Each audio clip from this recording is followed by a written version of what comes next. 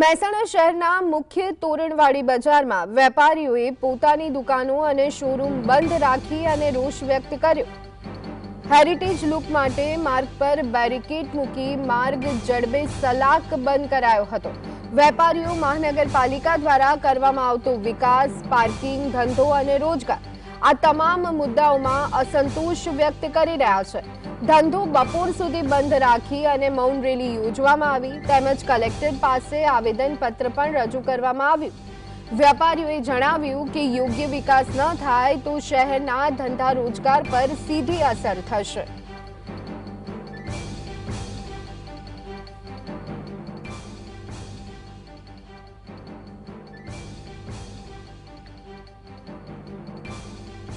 નો vehicle zone Mehsana મહાનગરપાલિકાએ જે જાહેર કરી અને જે હેરિટેજ લુક આપી અને ત્યાં આવતા ગ્રાહક તથા વેપારીઓને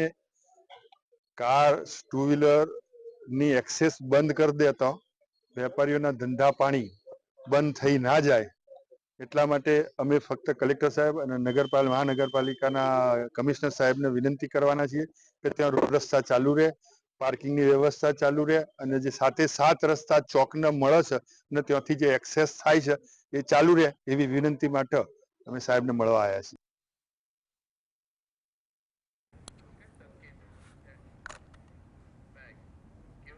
આજ અંગે વધુ વિગત મેળવી લઈએ। સંવાદદાતા સંકેત અમારી સાથે જોડાઈ ગયા છે। સંકેત, મહેસાણાનું મુખ્ય તોરણવાડી બજાર અને ત્યાં વેપારીઓનો વિરોધ, દુકાનો, શોરૂમો બંધ રાખી વિરોધ કરવામાં આવી રહ્યો છે,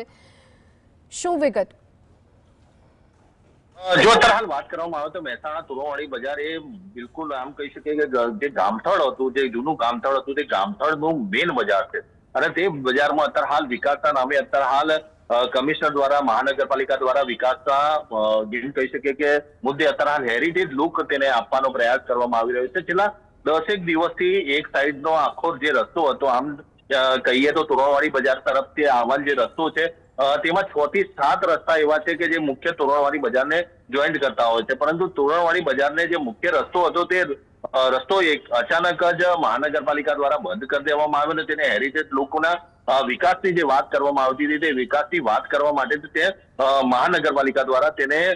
બંધ કરી દેવામાં આવ્યો, જેના કારણે વેપારીઓને માઠી અસર થવા ગઈ। આસપાસના જે રહીશો હતા, જે પાથરણા વાળા હતા, જે વેપારીઓ હતા, જે મુખ્ય બજારમાં થઈને બીજી જગ્યાએ જે જવા માંગતા હતા તે જે તોરણવાડી બજારમાં જ આવું ફરજિયાત હતું, તે તમામ વ્યક્તિઓને અત્યારે હાલ ભારે હાલાકીનો સામનો કરવો પડી રહ્યો છે। આજે સમગ્ર બાબત છે તેમાં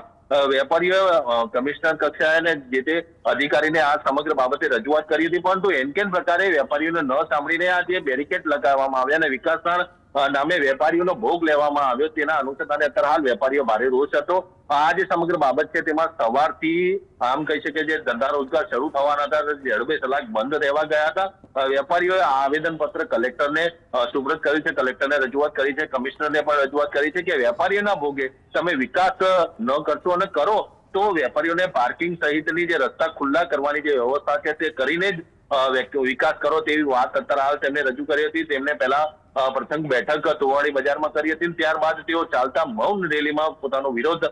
કલેક્ટર કચેરી સુધી પહોંચીને આવેદનપત્ર સ્વરૂપે રજૂ કર્યો છે અને આ વિકાસ કરો ના નથી, પરંતુ જે વિકાસ હોવો જોઈએ તે વિકાસ વેપારીઓના ભોગે ના થાય અને વેપારીઓના ધંધા રોજગાર બંધ ના થઈ જાય, કેમ કે એક સાઈડનો જે રસ્તો બંધ કરી દેવામાં આવ્યો છે તો કોઈ વાહન આવવા જવાની જે વ્યવસ્થા હોવી જોઈએ તે વ્યવસ્થા અત્યારે હાલ છે અને પાર્કિંગની વ્યવસ્થા નથી, સાથે સાથે જે ટુ વ્હીલર આવવા જોઈતા હતા તે પણ આવતા નથી ને જેના કારણે ધંધામાં પણ જે આસપાસના જે રહીશો છે જે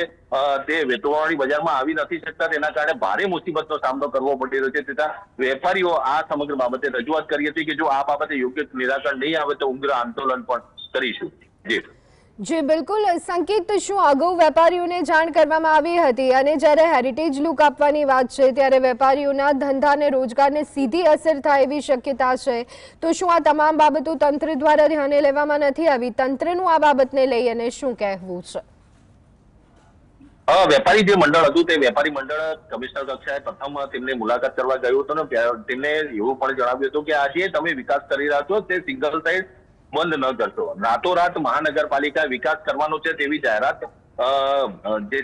એમ કહી શકે કે જે સોશિયલ મીડિયા સહિતના જે માધ્યમો છે, મીડિયાના માધ્યમો છે, તેમાં તેમણે જાહેરાત કરી હતી કે હેરિટેજ લુક આપવામાં આવશે સ્ટેજ ઉપરથી, અને મહાનગરપાલિકાના જે વોટ્સઅપ ગ્રુપ છે તેમાં પણ તેમની